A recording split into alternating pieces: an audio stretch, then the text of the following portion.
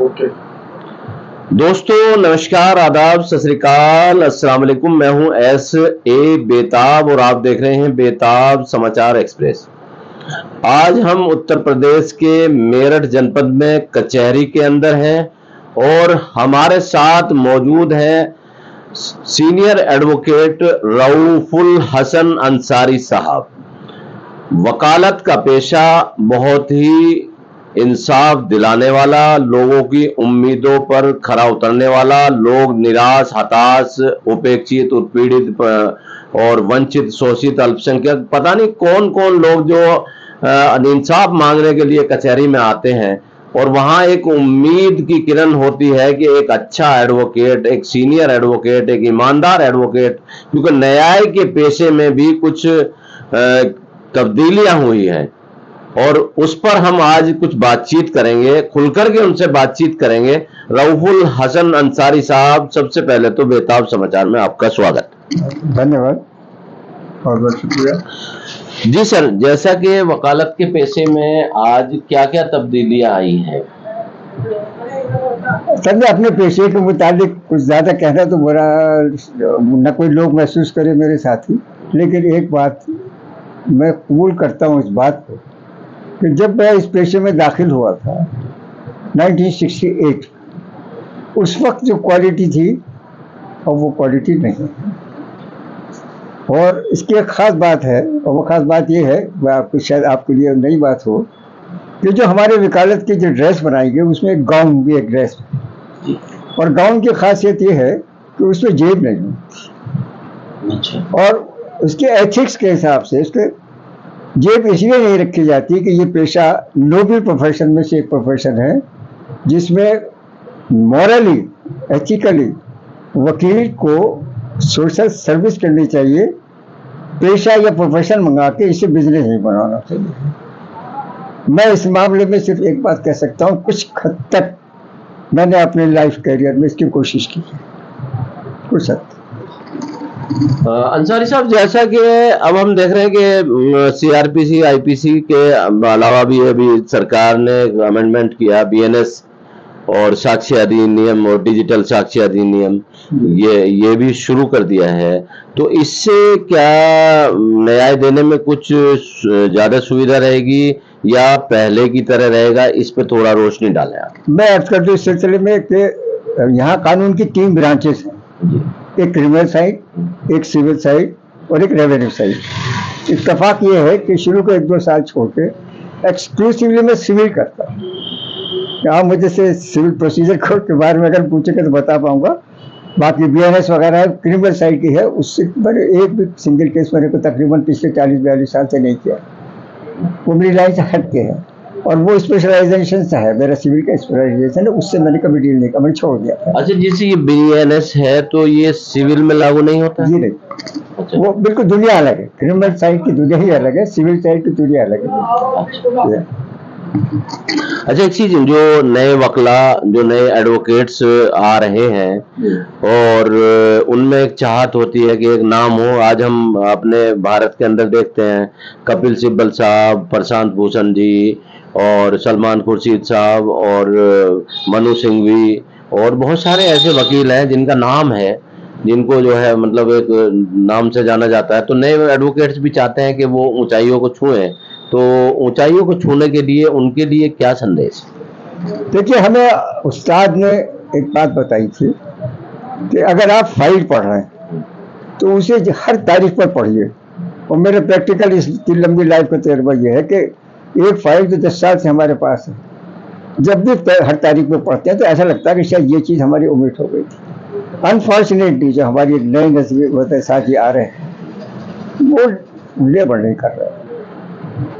आपको अगर आप सर्विस करेंगे तो 90% जो लोग आ रहे हैं वो सब क्रिमिनल साइड में जाते हैं, सिविल साइड में नहीं आते, क्योंकि सिविल साइड के अंदर एक दावा दायर होने में भी 1 किलो वजन हो जाता है और पेमेंट 10 साल में या 5 साल में करते हैं, वो जो फिर फीस देने जो तय करते हैं। क्रिमिनल साइड की बात यह है कि 2 पेज की बेल एप्लीकेशन लिखी और उसमें जो उनका स्टैंडर्ड होता है उसके हिसाब से कर लेते, 5 मिनट की बहस होती है। तो ये है, मेहनत कम है, ये फ़र्क है। क्रिमिनल साइड के वकील को कम मेहनत करनी पड़ती है। अब ज्यादातर जो नए लड़के आ रहे हैं वो इस मेहनत से बचना चाह रहे हैं, ये बिल्कुल प्लेन बात है। आप इसका अगर सर्वे करेंगे तो यही पाएंगे। अच्छा, समाज में भी मैं ये वकील साहब देख रहा हूँ कि समाज जो है, जैसे कि किताबों का लाइब्रेरी में पढ़ने का चलन होता था, वो कम हो रहा है। व्हाट्सएप यूनिवर्सिटी की तरफ लोग जो है रोजाना बस ये सोशल मीडिया की तरफ ज्यादा एक्टिव हो रहे हैं। किताबें पढ़ने का भी मतलब पढ़ने पढ़ाने का मेरा मतलब शौक कम हो रहा है। तो ये जैसे डिजिटलाइजेशन हुआ है, तो इसके बाद तो ये नई नस्ल जो है इसे तो मतलब मैं समझता हूँ कि बहुत सारी चीजों से वंचित नहीं हो जाएगी क्या? आपने एक बड़ी दुखती हुए रग पे हाथ है। हकीकत यह है कि किताब से शौक आदमी का खत्म हो रहा है, और वो 5 मिनट की डिटेल देखे, चाहे उसकी ऑथेंटिसिटी हो या ना हो, चाहे वो बहकाने फुसलाने के लिए कर दिया गया हो, वो अपना उसी हिसाब से काम चला लेता है। बिल्कुल सही कहा आपने, किताब तो बंद होती जा रही, बस डिजिटल पे जो आ गया सो आ गया। इसीलिए खिचड़ी हो गई, परफेक्टनेस नहीं। अच्छा, जो जैसे कि विधि के जो न्याय देने की प्रक्रिया है, नए जजेज आ रहे हैं, उनमें भी क्या आप समझते हैं कि वो जो जैसे आप जैसे सीनियर एडवोकेट्स की जो महत्वता है उसको, और या एक जो नए एडवोकेट्स हैं उनके प्रति जो उनमें आपस में एक, जिसको मैं कहना नहीं चाहता, वो जो एक अंदरूनी आप समझ गए होंगे, उसकी तरफ कुछ आकर्षित हो रहे हैं? एक बात आपसे माजरत से कहूं, जो आपने महसूस किया ना कि आप कहना नहीं चाहते, वो मैं भी नहीं कहना चाहता। आप भी नहीं कहना? मैं भी नहीं कहना चाहता। अच्छा। जमीन आसमान का फर्क होगा। अगर आपको मैं एक किस्सा सुनाऊं तो आप से ताज्जुब करेंगे। मैं बिल्कुल नया नया जब आया था, तो उस वक्त जब हम डीजे के कोर्ट में जाते थे तो बकौल शक्ति कान भी गर्म हो जाते थे, टांगें भी कांपने लगती थी। तो ऐसे केस में मैं एक निगरानी में बहस करने के लिए गया डीजे को, और मेरे मुकाबले में जो दूसरे थे वो उस वक्त नेक्स्ट सीनियर मोस्ट थे, डॉक्टर महेश्वरी जी। मैंने बहस की, डिस्ट्रिक्ट जज साहब ने कहा लंच के बाद सुनेंगे।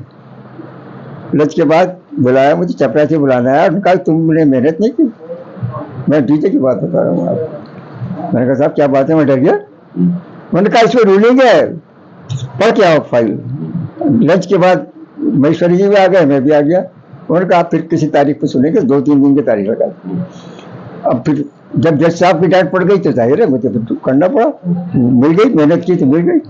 अब जब आर्गुमेंट हुआ है, आर्गुमेंट में आया तो वो मुस्कुरा कर कहने लगे, अब आप ये देखिए कुछ, अब खुद कंपेयर कर लीजिएगा। तब डीजे सामने महेश्वरी जी के सामने कहा कि नया लड़का था, पता नहीं था, मैंने इससे कहा तू पढ़, मेहनत करके आया। कह सकता है कोई उस वकील के सामने जिसके खिलाफ मैंने बात की है? ये चीज हार्ट की बात थी। उन्हें अपने पर भरोसा था, बड़े क्लीन चीट के लोग, अब नहीं कह सकता कोई। ये इंसाफ की बात है, जो आपने कहा ना, इंसाफ मिलना चाहिए। साइटेशन या सुप्रीम कोर्ट भी ये कहता है कि अदालत इसलिए नहीं बनाई गई कि वो जो एक लाइन की बात है उसका फायदा उठा के किसी कानून की बात करके किसी नाजायज बात को जायज कर दिया जाए कि ये कानून के आगे रुकावट, इसलिए इसे इंसाफ नहीं मिल सकता। नहीं, बल्कि ये स्पेसिफिक रूलिंग है सुप्रीम कोर्ट। इसका फर्ज ये उम्मीद की जाती है जुडिशरी से कि जिसको इंसाफ दिलाया जा सके उसके लिए मेहनत करें और गुंजाइश निकाल के उसको इंसाफ दिलाएं, जो अभी आपने बताया। अच्छा वकील साहब, जैसे कि हमारा समाज जो है फिल्मों से, नावलों से, अब जो है सोशल मीडिया से काफी प्रभावित है। तो एक फिल्म आई थी सनी देओल की दामिनी, तो उसमें आपका एडवोकेसी का जो एक बहस दिखाई, तारीख पे तारीख, तारीख पे तारीख, तो वो बहस थी। हालांकि वो तो एक नाट्य रूपांतरण है फिल्म का, लेकिन मैं जो लोगों से सुनता हूँ और जो लोग बताते हैं एज ए पत्रकार कि वो तारीख पे तारीख, तारीख पे तारीख, कुछ मतलब इस तरह से भी लोगों के साथ जो है इंसाफ मिलने में देरी होती है। ये बिल्कुल सुप्रीम कोर्ट और लॉ ये कहता है कि जस्टिस डिलेड, जस्टिस डिनाइड। जिस इंसाफ दिलाने में अगर देर हुई है तो ये नाइंसाफी है, ये तो कानून कहता है और सुप्रीम कोर्ट ये कहता है। लेकिन बिल्कुल सही आपका ऑब्जर्वेशन है कि मेरे पास ऐसे केस हैं कि पहली स्टेज हो गई तकरीबन 15 या 20 साल हो गए। एक केस आर्गुमेंट करके आया, 1999 का केस है, पहली अदालत में है, अभी उससे फैसला नहीं हुआ। इसलिए परेशान है। और उसकी एक वजह मैं महसूस करता हूँ कि खास तौर से सिविल मैटर्स के अंदर, चूंकि ये पीढ़ी बदल जाती है, दूसरी पीढ़ी आ जाती है, फैसला नहीं मिलता है, तो लोग अब अदालत के और कचहरी के दरवाजे के बाहर फैसला करना है, जिसकी वजह से क्रिमिनल उसमें क्राइम्स के अंदर इजाफा हुआ है। वो बाहर फैसला कर लेते हैं अपने आप, जिसमें ताकत होती है फैसला कर लेते हैं। खैर अंसारी साहब, आपने विभिन्न मुद्दों पे हमसे बातचीत की। वैसे तो ये विषय ऐसा है कि सारी रात और सारे दिन भी बात करते रहे तो बात शायद पूरी ना हो, लेकिन आखिर में यह है कि जो हमारा समाज है, जो हमारे नए एडवोकेट्स हैं, आप एक सीनियर एडवोकेट हैं, तो उनके लिए या हम सब लोगों के लिए क्या संदेश देना चाहेंगे? मैं तो संदेश ये है कि आपसे इत्तेफाक से शुरू में पहले ही बात हुई थी कि जब तक इस काबिल है कि हम पढ़ सकते हैं या कुछ कर सकते हैं, जब तक अपने आप को विद्यार्थी समझें विधि का, तब तो हम एक सही वकील हो सकते हैं। और अगर हम ये समझते हैं थोड़ा सा कि आज हम मुकम्मल हो गए, हम साफ कर लेंगे, तो उस वजह से विकल्प वकील तो रहा नहीं होंगे। ये बात अलग है कि वो इस बहाने या इसकी किताबों का सहारा लेके अपना काम कर ले।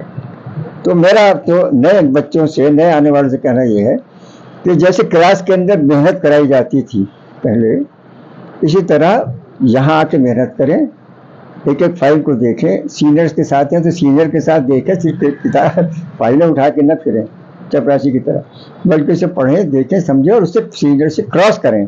यही मैं एक्सपेक्ट करता हूँ सीनियर से कि इसे अगर कोई जूनियर आया है तो ये ना एक्सपेक्ट करें कि ये हमें कोई नया केस लाएगा, दरवाजा खोलेगा, नहीं, बल्कि ये हमारे एम और हमारी मतलब मकसद ये होना चाहिए सीनियर का कि ये सही रास्ते पर जो एक वकील को होना चाहिए उस रास्ते पर हम चलते हैं। हमसे बातचीत करने के लिए बहुत बहुत शुक्रिया। शुक्रिया, आपका भी शुक्रिया। बहरहाल ये ऐसा टॉपिक है कि मेरे ख्याल में आम आदमी के लिए हो सकता है बहुत से दिलचस्पी ना हो, लेकिन हकीकत यह है कि सड़क पे तो बहुत आपका बहुत अच्छा काम है और ये बहुत अच्छी है। आप इसे अगर जैसे फैला रहे हैं तो मेरे ख्याल में समाज के लिए बहुत उम्दा खिदमत है मेरे। थैंक यू, शुक्रिया। शुक्रिया।